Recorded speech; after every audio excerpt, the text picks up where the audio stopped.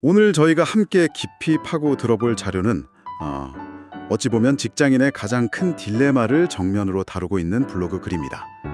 제목부터가 아주 도발적이에요. 마음 착한 직장인 후임에게 쉽게 업무 노하우를 전수하지 마세요. 좋은 동료가 되고 싶은 마음이랑 내 자리에서 살아남아야 한다는 현실, 그 사이에서 아슬아슬하게 줄타기하는 기분이 들 때가 있잖아요. 오늘 이 글을 통해서 그 위에서 어떻게 균형을 잡아야 할지 한번 그 답을 찾아가 보시죠. 네, 이 글을 처음 딱 읽으면 아니, 너무 이기적인 거 아니야? 이렇게 생각하실 수도 있어요. 하지만 오늘 분석의 핵심은 뭐랄까 단순히 이기심을 부추기는 게 아닙니다. 오히려 직장이라는 아주 현실적인 공간에서 당신이 가진 지식, 특히 그 오랜 경험을 통해 얻은 노하우가 얼마나 중요한 전략적 가치를 갖는지 그걸 이해하는 데 초점을 맞추고 있거든요. 당신의 선의와 친절이 왜 때로는 당신의 전문성을 갉아먹고 안정성을 위협하는 결과로 이어질 수 있는지 그 냉정한 현실을 한번 들여다보겠습니다. 좋습니다. 그럼 그 냉정한 현실의 첫 단추부터 한번 꿰어보죠. 보통 회사에서는 후배를 잘 가르치고 돕는 게 미덕이라고 하잖아요. 티워크해도 좋고요. 조직 전체의 역량도 올라가고. 그렇죠. 다들 그렇게 생각하죠. 그런데 이 글은 그게 순진한 선의일 수 있다고 경고하고 있어요.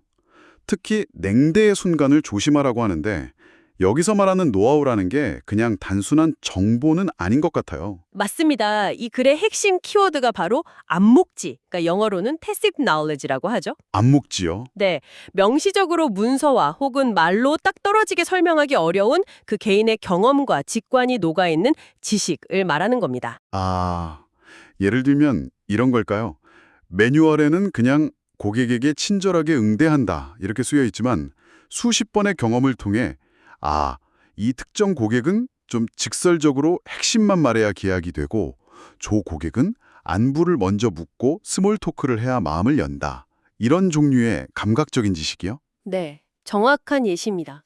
바로 그 누구도 알려주지 못하는 당신만이 체득한 그 감각적인 지식. 이게 이 글에서 말하는 당신의 전문적 권력의 원천이라는 겁니다.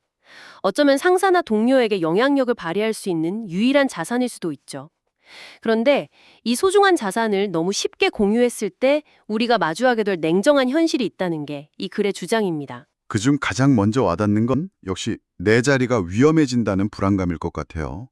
저만 할 수 있던 일을 다른 사람도 할 수 있게 되는 순간, 회사는 더 이상 저를 특별하게 보지 않을 테니까요. 대체 가능성의 증가라고 하죠. 그렇죠. 회사는 지극히 이성적인 요직이니까요. 그래서는 이걸 아주 직설적으로 표현합니다.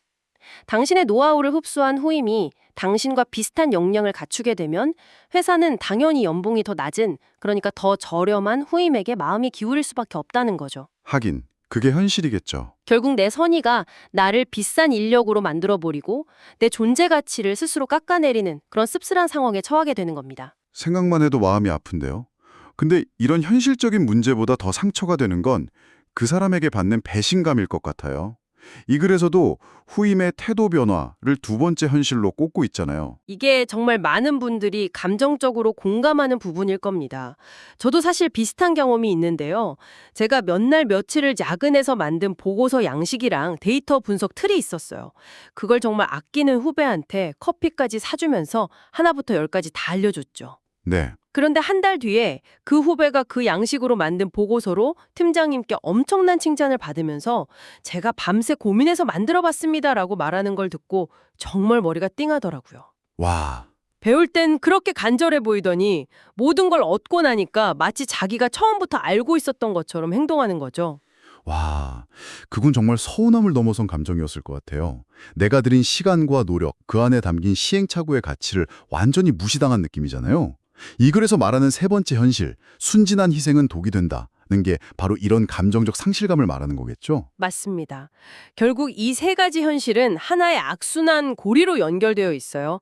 나의 노하우를 공유해서 후임의 역량이 올라가고 그 결과 나의 대체 가능성은 높아지죠. 네.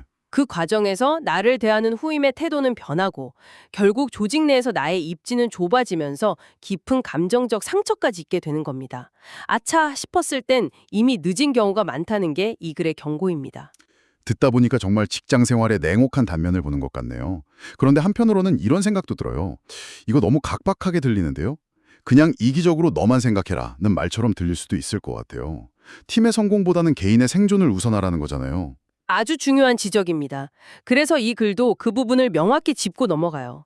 이건 단순한 이기심이 아니라 지극히 정당하고 현실적인 생존 전략이라고 제정의하는 거죠. 생존 전략이다. 네. 그리고 그 주장을 뒷받침하기 위해 아주 흥미로운 근거를 제시하는데요.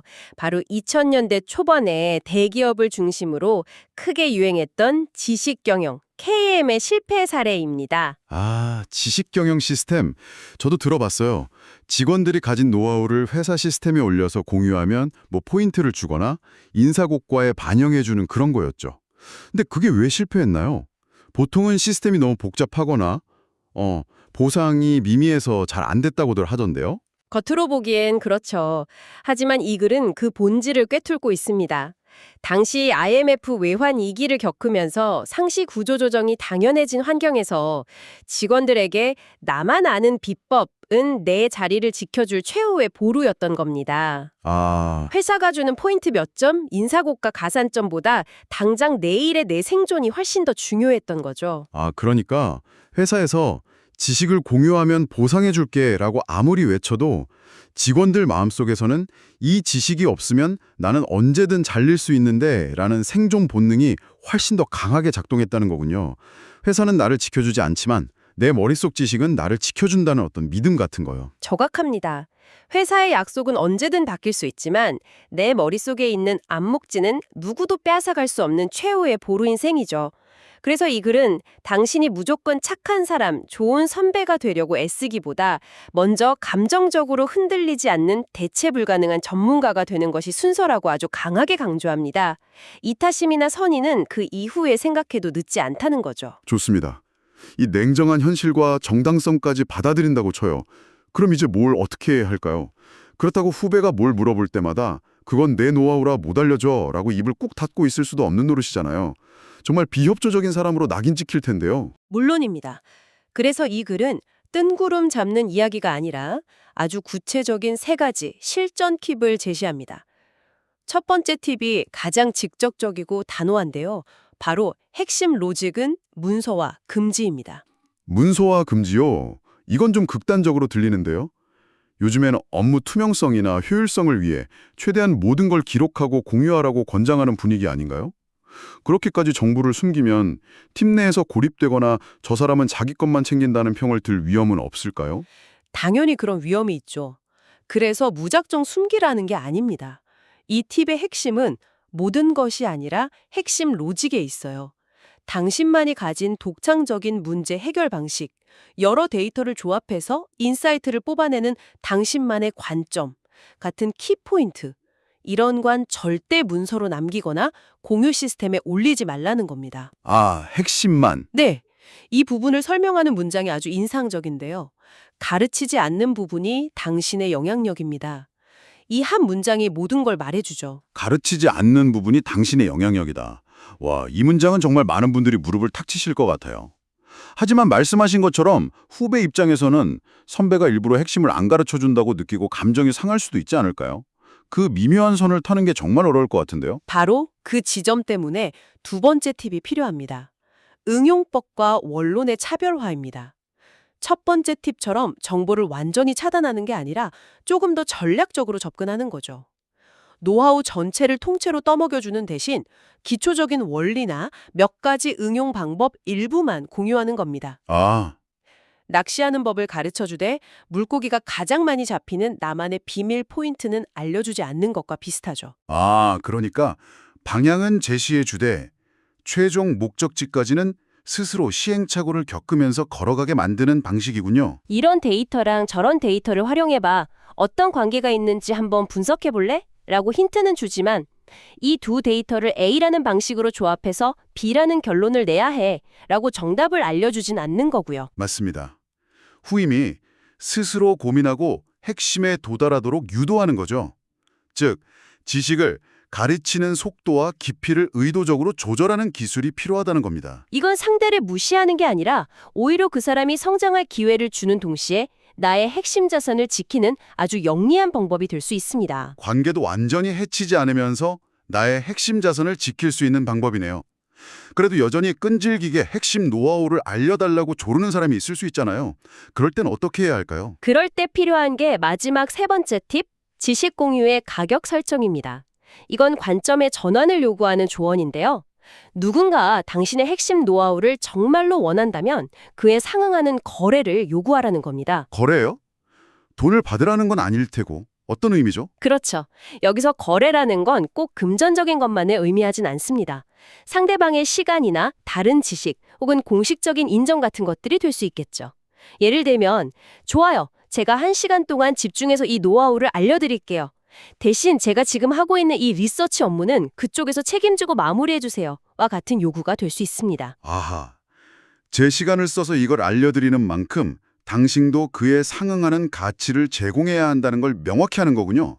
이건 단순히 업무 교환의 의미를 넘어서 나의 지식을 결코 공짜나 당연한 것으로 여기지 않게 만드는 아주 강력한 심리적인 장치로도 작용할 것 같아요. 맞습니다. 이 세 가지 팁은 결국 당신의 지식이 단순한 정보가 아니라 당신의 오랜 시간과 노력, 수많은 실패를 통해 쌓아 올린 귀중한 자산임을 스스로 인지하고 그 가치를 지키기 위한 구체적인 행동 지침이라고 볼 수 있습니다. 무조건적인 방어가 아니라 현명하고 전략적인 방어인 셈이죠. 오늘 살펴본 자료는 결국 우리에게 관점의 전환을 요구하고 있네요. 무조건적으로 친절하고 모든 것을 내어주는 동료가 되기보다 자신의 가치를 전략적으로 관리하는 프로페셔널한 전문가가 되라는 강력한 메시지를 던지고 있습니다. 당신의 경험과 직관이 녹아있는 암묵지를 가장 강력한 무기자 자산으로 여기고 지켜야 한다는 것이 이 글의 핵심이었습니다. 맞습니다. 이 글의 조언들은 분명 험난한 직장 생활에서 당신을 지켜줄 유용한 방패가 될 수 있을 겁니다. 하지만 마지막으로 당신에게 생각해볼 질문을 하나 남겨드리고 싶어요. 이 글은 지식을 후임과 공유할 때 발생하는 위험에 초점을 맞추고 있습니다. 그렇다면 반대로 지식을 절대 공유하지 않을 때 발생하는 장기적인 위험은 없을까요? 아, 그럴 수도 있겠네요. 폐쇄적이고 비협조적인 사람이라는 평판이 쌓여서 결국 팀 내에서 고립되고 중요한 프로젝트에서 배제되는 상황이 온다면 그건 당신의 경력에 또 다른 종류의 취약점이 되지 않을까요?